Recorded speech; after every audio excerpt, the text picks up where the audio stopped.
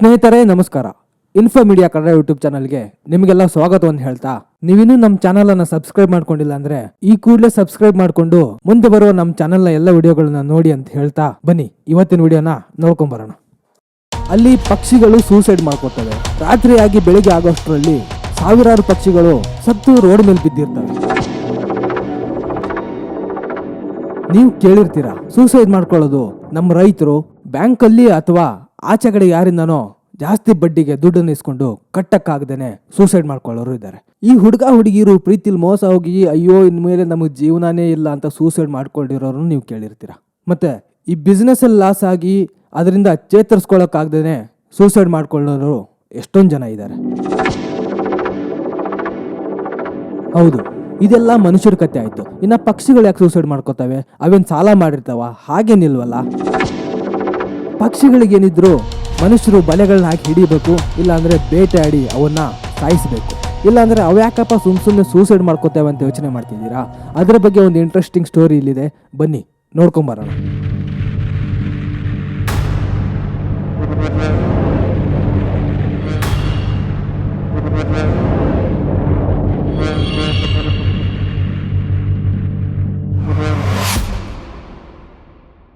ಅದು ಒಂದು ಸುಂದರ ಜಾಗ.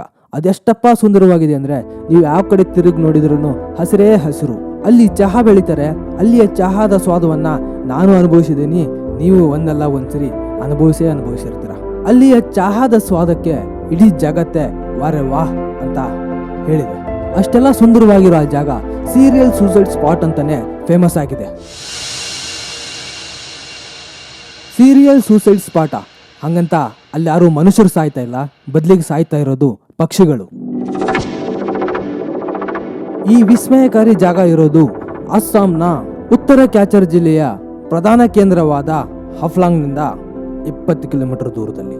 ಅಲ್ಲಿ ಕಾಡು ಇದೆ, ಸುತ್ತಲೂ ಹಚ್ಚ ಹಸಿರಿನ ವಾತಾವರಣ ಇದೆ, ಅದೆಷ್ಟೋ ಸುಂದರವಾದ ಹಳ್ಳಿಗಳಿದಾವೆ ಅಲ್ಲಿ. ಆದ್ರೆ ಈ ಪಕ್ಷಿಗಳ ನರಕ ಅಂತಾನೆ ಫೇಮಸ್ ಆಗಿರೋದು ಅದು ಒಂದು ಹಳ್ಳಿ. ಆ ಹಳ್ಳಿ ಹೆಸರೇ ಜಟಿಂಗ. ಈ ಹಳ್ಳಿ ಹಕ್ಕಿಗಳ ದುರಂತ ಕಥೆಗಳಿಗೆ ಸಾಕ್ಷಿಯಾಗಿದೆ. ಯಾಕಪ್ಪ ಅಂದ್ರೆ ಅಲ್ಲಿ ಸಾಲು ಸಾಲಾಗಿ ಸತ್ತು ಬೀಳೋ ಆ ಪಕ್ಷಿಗಳೇ ಸಾಕ್ಷಿ.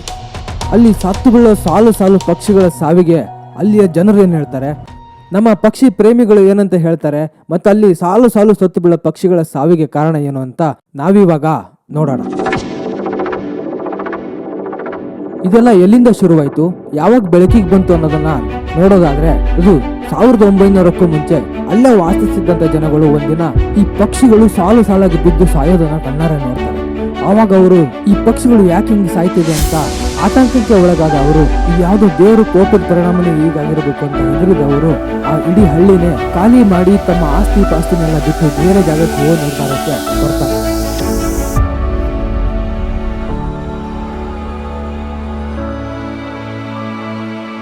ಅದಾದ ಎಷ್ಟೋ ವರ್ಷಗಳ ಬಳಿಕ ಅಲ್ಲಿ ದನಕರುಗಳನ್ನ ಮೇಯಿಸ್ತಿದ್ದ ಹುಡುಗರು ಆ ದನಕರುಗಳನ್ನ ಬೇಟೆಯಾಡಿ ತಿಂತಿದ್ದಂತ ಹುಲಿನ ಹಿಡಿಯಕ್ಕೆ ಅಲ್ಲಿ ಹುಡುಗರು ಮುಂದಾಗ್ತಾರೆ. ಹೀಗೆ ಅಲ್ಲಿ ಆ ಹುಲಿನ ಬೇಟೆ ಆಡೋಣ ಅಂತ ಬಂದ ಹುಡುಗರಿಗೆ ಒಂದು ಆಶ್ಚರ್ಯನೇ ಕಾದಿತ್ತು.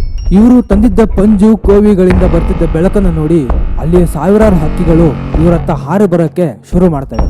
ಹಾಗೆ ಹಾರಿ ಬರ್ತಾ ಹಕ್ಕಿಗಳು ನೆಲಕ್ಕುರುಳಿ ಒದ್ದಾಡಿ ಸತ್ತೋಗ್ತವೆ. ಹೀಗೆ ಹಾರಿ ಬಂದು ಬಿದ್ದು ಸತ್ತೋದ ಹಕ್ಕಿಗಳನ್ನ ನೋಡಿ ಇವರು ಭಯ ಬಿದ್ದು ಅಲ್ಲಿಂದ ಓಡೋಗ್ತಾರೆ.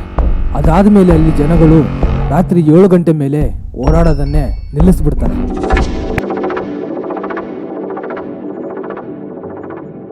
ಹೀಗೇನೆ ಅಲ್ಲಿ ದಿನಾಲು ಪಕ್ಷಿಗಳು ಸಾಯ್ತಾನೆ ಇದ್ರು ಅದು ಯಾಕೆ ಸಾಯುತ್ತೆ, ಏನು ಆಗ್ತಾ ಇದೆ ಅಂತಾನೆ ಯಾರಿಗೂ ಗೊತ್ತಾಗಲ್ಲ. ಅದಾದ ಎಷ್ಟೋ ವರ್ಷಗಳ ನಂತರ ನಮ್ಮ ಪಕ್ಷಿ ಪ್ರೇಮಿಗಳಾದಂಥ ಸಲೀಂ ಅಲಿ ಮತ್ತು EPG ಅಂದ್ರೆ ಎಡ್ವರ್ಡ್ ಪಿಚರ್ಡ್ ಜಿ ಅವರು ಈ ಪಕ್ಷಿಗಳ ಆತ್ಮಹತ್ಯೆ ಬಗ್ಗೆ ಅಧ್ಯಯನವನ್ನ ನಡೆಸ್ತಾರೆ.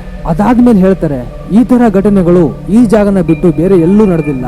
ಇಲ್ಲಿ ಪಕ್ಷಿಗಳು ಸಹಜವಾಗಿಯೇ ಸಾಯ್ತವೆ. ಯಾವ ಮನುಷ್ಯನೂ ಇಲ್ಲಿ ಬಂದು ಬೇಟೆ ಆಡೋದಿಲ್ಲ, ಮತ್ತೆ ಬಲೆಗಳನ್ನು ಹಾಕಿ ಪಕ್ಷಿಗಳನ್ನ ಹಿಡಿಯಲ್ಲ. ಆದ್ರೂ ಪಕ್ಷಿಗಳೇ ಸಹಜವಾಗಿಯೇ ಸಾಯೋದನ್ನ ಕಂಡು ಅವರು ಆಶ್ಚರ್ಯಚಕಿತರಾಗ್ತಾರೆ. ಈ ಘಟನೆಯನ್ನ ಅವರು ಅವ್ರದ್ದು ಗ್ರಂಥವಾದಂತ ವೈಲ್ಡ್ ಲೈಫ್ ಆಫ್ ಇಂಡಿಯಾ ಅನ್ನೋ ಗ್ರಂಥದಲ್ಲಿ ಕೂಡ ಬರೀತಾರೆ. ಇನ್ನ ಈ ತರ ಘಟನೆಗಳು ಸೆಪ್ಟೆಂಬರ್ನಿಂದ ನವೆಂಬರ್ನೊಳಗೆ ನಡೆಯುತ್ತೆ. ಅದು ಸಾಯಂಕಾಲ 7 ಗಂಟೆಯಿಂದ 10 ಗಂಟೆ ಮಧ್ಯೆ ನಡೆಯುತ್ತೆ.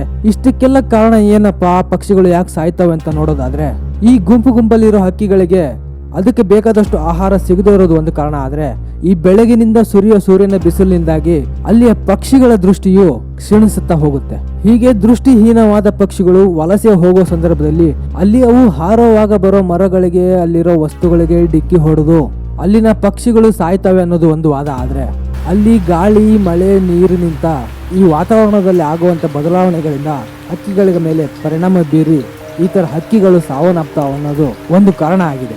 ಇನ್ನು ಇದಕ್ಕೇನು ಪರಿಹಾರನೇ ಇಲ್ಲ ಅಂತ ನೋಡೋದಾದ್ರೆ ಜಗತ್ತಿನಾದ್ಯಂತ ಈ ಕುತೂಹಲಗಳು ಹಾಗೆ ಉಳಿದಿದ್ದಾವೆ. ಒಂದೊಂದು ಅಧ್ಯಯನದಲ್ಲಿ ಒಂದೊಂದು ತರ ಅಭಿಪ್ರಾಯಗಳು ಮೂಡಿ ಬರ್ತಾ ಇದ್ದಾವೆ. ಆದ್ರೆ ಈ ಜತಿಂಗ ಮಾತ್ರ ಯಾವ ತರ್ಕಕ್ಕೂ ಸಿಗದೆ ದೊಡ್ಡ ಸಮಸ್ಯೆಯಾಗಿಯೇ ಉಳಿದು ಬಿಟ್ಟಿದೆ. ಇದಾಗಿತ್ತು ಗೆಳೆಯರೆ ಈ ವಿಡಿಯೋದ ಮಾಹಿತಿ. ಇನ್ನೊಂದು ಇಂಟ್ರೆಸ್ಟಿಂಗ್ ಮಾಹಿತಿಯನ್ನು ಇಟ್ಕೊಂಡು ನಿಮ್ಮ ಮುಂದೆ ಬರ್ತೀನಿ. ಇದೇ ತರದ ಮಾಹಿತಿಯ ವಿಡಿಯೋಗಳಿಗಾಗಿ ನಮ್ಮ ಚಾನಲ್ ಅನ್ನ ಸಬ್ಸ್ಕ್ರೈಬ್ ಮಾಡ್ಕೊಳ್ಳಿ ಅಂತ ಹೇಳ್ತಾ ಎಲ್ರಿಗೂ ನಮಸ್ಕಾರ.